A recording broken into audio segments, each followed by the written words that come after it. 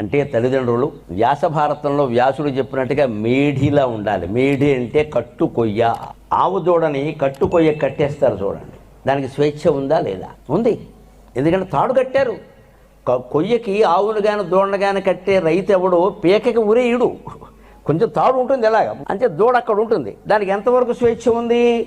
ఆ తాడు ఎంతవరకు ఉందో అంతవరకు గుండ్రంగా శివుడు చుట్టూ 100 ప్రదక్షిణాలు చేయమని తప్పు లేదు. కానీ తాడు తెంచుకొని బయటికి వెళితే వాడు వచ్చి తాడు తెంపేస్తాడు. ఎందుకు? వాడు భయం ఏమిటి? దూడ ఏమైనా పాడవుతుంది. ఎందుకంటే ఈ దూడను వదిలేశారనుకోండి ఏం చేస్తుంది? దానికి ఏం తెలియదు కాబట్టి దూడ, అదే దున్నపోతే అయితే వేరే విషయం.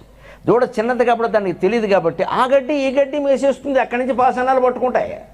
ఎవడు చేస్తాడు ఇప్పుడు వైద్యం? పైగా మనిషికి వస్తే చెబుతారు, పశువుకి వస్తే అది అరిచినా మనకు అర్థం కాదు. అందుకని మేడిలా కట్టుకొయ్యలా కట్టుకొయ్య కట్టి స్వేచ్ఛ ఇచ్చాం, పిల్లలకి ఇచ్చాం. ఆడుకో పాడుకో, కానీ జాగ్రత్త, దుస్సాంగత్యాలు పనికిరావు.